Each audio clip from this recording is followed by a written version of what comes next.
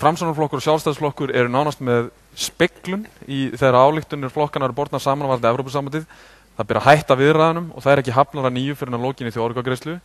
Það sem hefur kannski verið svolítið svona mörk í eða það hefur verið í gruggugu vatni í málefnilegu tilliti hvort að slík þjóðaratkvæðagreiðsla verið haldin. Af því að það hefur enginn einhvern veginn sagt við ætlum að halda hana ef við verðum í ríkisstjórn 1. febrúar 2014 eða eitthvað slíkt. Við byrjum á þér Sigmundur Davíð, getur Framsóknarflokkurinn, af því að það er að túlka þessar ályktanir á ýmsa vegu, getur Framsóknarflokkurinn lofa því að það verði þjóðaratkvæðagreiðsla áframhald viðræðna ef að Framsóknarflokkurinn verður í ríkisstjórn? Já, ég hef verið mjög opinn hvað dagsetningar varðar á þessari þjóðaratkvæðagreiðslu. Ég hef hins vegar bent á það að það gæti verið æskilegt eins og þegar ég kynnti þessa hugmynd fyrst að sjá hvernig Evrópusambandið þróast og hvers konar fyrirbæri það verður. Já, en nú ertu byrjar að segja ef.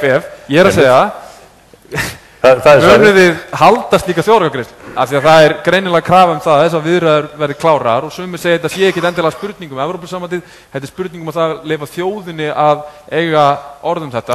Ef að menn vilja klára viðræðurnar og sjá hvað kemur út úr þeim, þannig að það snýst það. Þannig að ég spyr aftur og þú svarar. Ég hef alltaf gert ráð fyrir að segja atkvæðagreiðsla færi fram, þú hefur spurt með þess áður og fleiri hafa gert það.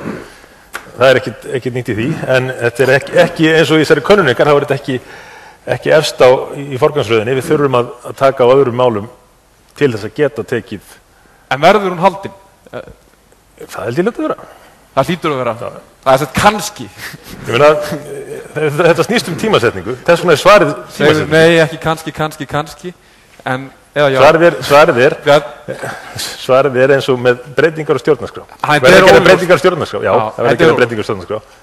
Þannig að þeir sem kjósa Framsóknarflokkinn, þeir í raun og veru eru að kjósa það að það verði kannski þjóðaratkvæðagreiðsla.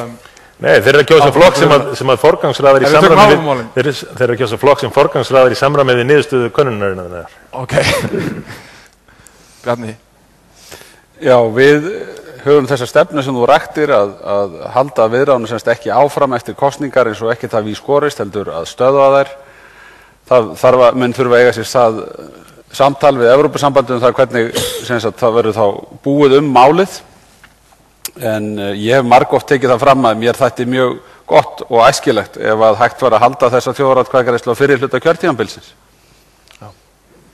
En gott og æskilegt, en ekki það verður gert. Hvað með sveitarstjórnarkosningum? Hvernig líst þér á það? Viltu halda hana með sveitarstjórnarkosningum? Ekki svo galin hugmynd. Hvað finnst þér? Svaraðu. Ég er ekki þeirri stöðu að svara spurningum, þið eru því.